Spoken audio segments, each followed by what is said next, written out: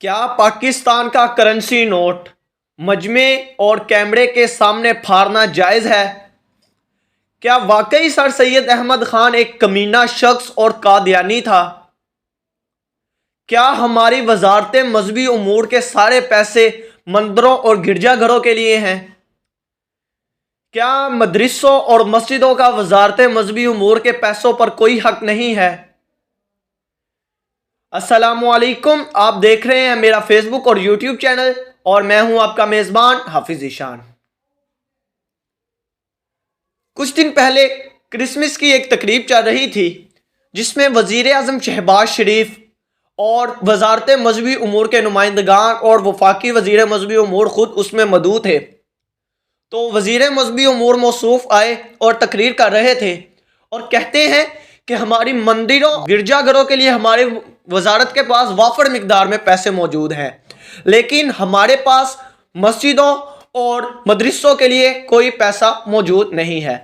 سب سے پہلے یہ ویڈیو دیکھیے۔ یہ آپ کی ہے اور میں تو عام طور پر یہی کہتا ہوں کہ میں ہماری وزارت کو لوگ کہتے ہیں کہ وزارت مذہبی امور، تو ہمارے علماء آتے ہیں، مدارس والے آتے ہیں اور وہ کہتے ہیں کہ آپ مذہبی امور کا منشر ہے، تو عام لوگ کا یہ تصور ہے کہ یہ مدارس کے ساتھ مساجد کے ساتھ امداد کرے گا اور مسلمانوں کو امداد دے گا۔ میں کسی مسلمان کو کوئی امداد نہیں دے سکتا، لیکن یاد رکھو آپ کرسمس کے موقع پہ موجود ہے، میں نے اپنے دفتر میں جتنے دستخط کیے ہیں مالی امداد کے حوالے سے آج کل تمام مسیحی برادریوں کے اقلیتوں کے نمائندوں کے لیے کیے۔ ہم جو کچھ دے سکتے ہیں آپ کو دے سکتے ہیں، آپ کے چرچ کو دے سکتے ہیں، آپ کے مندر کو دے سکتے ہیں، آپ کے گردوارے کو دے سکتے ہیں، کسی مسجد کے ساتھ میں مدد نہیں کر سکتا ہے۔ ہماری وزارت آپ کے لیے کوشاں۔ اب آگے چلتے ہیں اور بتائیے کیا ہماری وزارت مذہبی امور کن کے پیسوں پر چلتی ہے؟ کون ان کو فنڈز مہیا کرتا ہے ٹیکس کی صورت میں؟ ہمارے ملک میں 96 to 97% مسلمان رہتے ہیں اور سالانہ کھربوں اربوں ٹیکس ادا کرتے ہیں، جس میں سے ایک خاص حصہ وزارت مذہبی امور کو بھی جاتا ہے، جس سے اس نے تمام مذہبی امور کو سر انجام دینا ہوتا ہے جو ریاست کے اندر آتے ہیں، جن میں مندروں کو بھی چلانا ہے، مسجدوں کو بھی چلانا ہے، گردواروں کو بھی چلانا ہے۔ سبھی جو مذہبی چیزیں ہیں اس کے انڈر آتی ہیں اور یہ ساری چیزیں اسی نے چلانی ہوتی ہیں انہی فنڈز کے ساتھ۔ ہماری پاس اقلیتیں بھی موجود ہیں، ہم اپنی اقلیتوں کی بہت عزت کرتے ہیں، ہم ان کے ساتھ بہت احترام سے پیش آتے ہیں، لیکن وزیر موصوف کیا فرما رہے تھے کہ ہمارے پاس مسجدوں کو دینے کے لیے پیسے نہیں ہیں، مدرسوں کو دینے کے لیے ہمارے پاس پیسے موجود نہیں ہیں، ہمارے پاس مندروں اور گرجا گھروں کو دینے کے لیے پیسے موجود ہیں۔ کیوں موصوف؟ کیا آپ کو مسلمان پیسے ادا نہیں کرتے ٹیکس کی صورت میں؟ کیا پاکستان کے مسلمانوں کا ان پیسوں پر کوئی حق نہیں ہے جو انہیں کی خون پسینے کی کمائی ہے؟ کیا یہ صرف آپ کی عیاشیوں کے لیے پیسے بٹھائے گئے ہیں؟ کیا یہ پیسے آپ کو صرف اسی لیے دیے گئے ہیں کہ بلیک ویگو میں گھومیے، سبز کلر کی نمبر پلیٹ لگائیے اور اوپر نیلی بتی پروٹوکول کے ساتھ جائیے، پاکستان کا قانون توڑیے اور سب کو کچلتے ہوئے رونتے ہوئے آگے نکل جائیے؟ کیا یہ پیسے آپ کو اس لیے دیے گئے ہیں کہ آپ پاکستان کی عوام کی فلاح و بہبود کے لیے کام کریں اور وزارت مذہبی امور کے وزیر ہوتے ہوئے مندروں کو بھی دیکھے، مسجدوں کو بھی دیکھے، مدرسوں کو بھی دیکھے، گرجا گھروں کو بھی دیکھے؟ لیکن آپ کو اتنی کہاں فرصت؟ آپ تو کہتے ہیں ہمارے پاس پیسے ہی موجود نہیں ہیں۔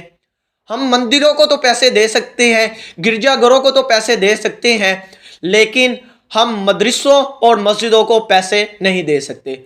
موصوف کا تعلق پی ڈی ایم سے ہے اور یہ Pakistan democratic movement regime change operation کے بعد حکومت میں آتی ہے، اور اس وزیر موصوف کا تعلق جمعیت علماء اسلام فضل الرحمان گروپ کے ساتھ ہے۔ یہ اپنے آپ کو بڑا مذہبی شخص بتاتے ہیں، یہ اپنے آپ کو بڑی مذہبی جماعت بھی کہتے ہیں، لیکن موصوف کی حالت دیکھ لیجئے کہ ہمارے پاس پیسے موجود نہیں ہیں۔ موصوف کو اتنا تو پتہ ہونا چاہیے کہ موصوف آپ کو یہ پیسے انہی مسلمانوں نے بھی دیے ہیں، انہی اقلیتوں نے بھی دیے ہیں، اور مندروں اور مسجدوں سے آپ نے ٹیکس بھی اکٹھا کیا ہے۔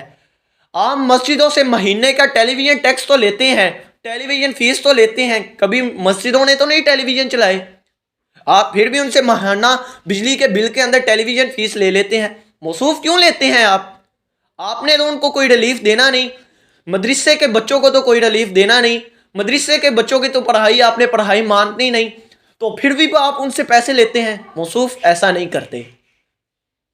ہمارا بھی اتنا ہی حق ہے ان پیسوں پر جتنا مندروں گردواروں کا حق ہے, اور اس لیے آپ اپنے یہ الفاظ واپس لیں, اور یہ پاکستانیوں کا پیسہ ہے اور پاکستانیوں پر ہی لگنا چاہیے. اب آتے ہیں دوسری طرف. پاکستان کی 75ویں سالگرہ تھی اس سال. اس موقع کی مناسبت سے حکومت پاکستان اور ریاست پاکستان نے مل کر ایک 75 روپے کا یادگاری نوٹ جاری کیا. اس نوٹ پر 4 اکابرین کی تصویریں لگائی گئیں, جن میں سر سید احمد خان, محترمہ فاطمہ جناح, قائد اعظم محمد علی جناح اور علامہ محمد اقبال صاحب تھے. تحریک لبیک پاکستان کے ایک مفتی صاحب ہیں, مجھے ان کا نام نہیں آتا. میں تحریک لبیک پاکستان کی اور ان کے اکابرین کی بہت عزت کرتا ہوں, اور بلا شبہ علامہ خادم حسین رضوی صاحب کی دینی اور دنیاوی خدمات کو کبھی فراموش نہیں کیا جا سکتا. وہ ایک بڑے مذہبی اور جنونی آدمی تھے. انہوں نے مذہب کے لیے بھی بہت سارا کام کیا ہے. وہ خاتم النبیین موومنٹ کے پہرے دار بن کر سامنے آئے تھے, اور انہی کی وجہ سے تحریک لبیک پاکستان کو اتنا عروج ملا تھا. اب آتے ہیں اصل مدعے کی طرف. تحریک لبیک پاکستان کے ایک مفتی صاحب ہیں, انہوں نے مجمع کے سامنے کیمرہ لگا ہوا تھا, 75 روپے کا نوٹ پکڑا ہے اور اس کے 2 حصے کیے ہیں. 2 حصے اس طرح سے کیے ہیں کہ جس طرف سر سید احمد خان کی تصویر تھی وہ حصہ الگ کر دیا ہے, اور باقی 3 تصاویر والا حصہ الگ کر دیا ہے.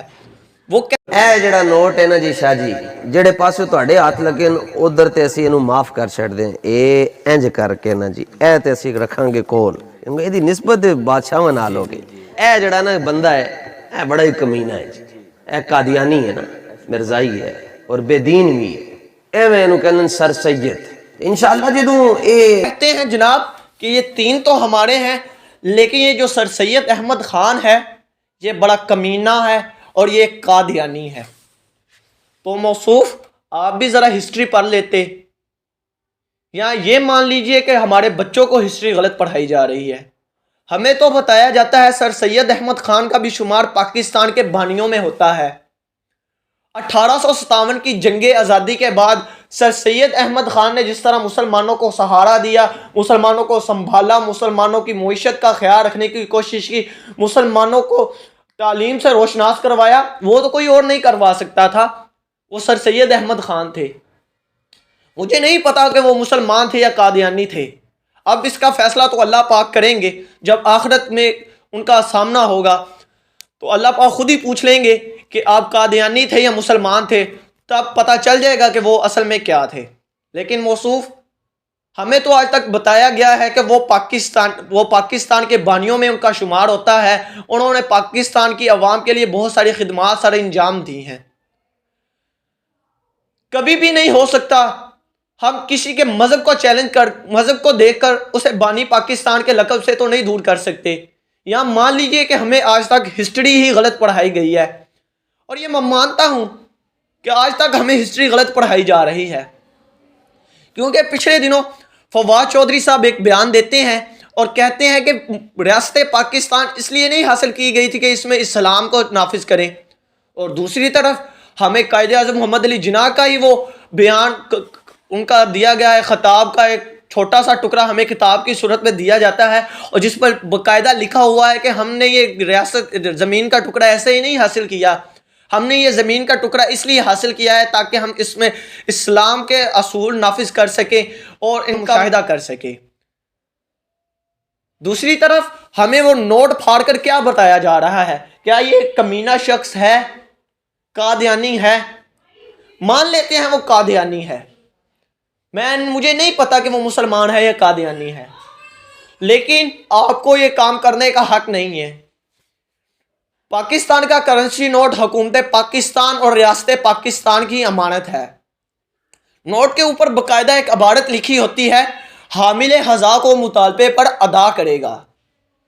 یعنی کہ یہ ریاست پاکستان کی آپ کے پاس امانت ہے، ریاست جب چاہے گی آپ سے یہ اپنی امانت واپس لے لے گی۔ میرے خیال سے تو موصوف پر پرچہ درج ہونا چاہیے اور اس کی میرے خیال سے سزا بھی بنتی ہے۔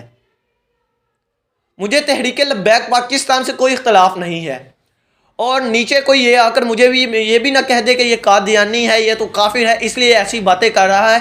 الحمدللہ الحمدللہ ثم الحمدللہ ہم مسلمان ہیں، اپنے ریاست کی قانون کی آئین کی ہمیشہ حفاظت کے لیے موجود رہیں گے۔ بہت شکریہ، آپ اپنا فیڈ بیک ضرور دیجئے گا۔ پھر ملتے ہیں ایک نیکسٹ ویڈیو میں، تب تک کے لیے ہمیں اجازت دیجیے، ہمیں اپنی دعاؤں میں یاد رکھیے گا، اور مفتی صاحب سے میں پھر ایک دفعہ گزارش کروں گا، مفتی صاحب آپ نے اس عمل پر معذرت کیجیے گا، پاکستان کی عوام کے دلوں آپ نے ٹھیس پہنچائی ہے۔ بہت شکریہ، پاکستان زندہ باد۔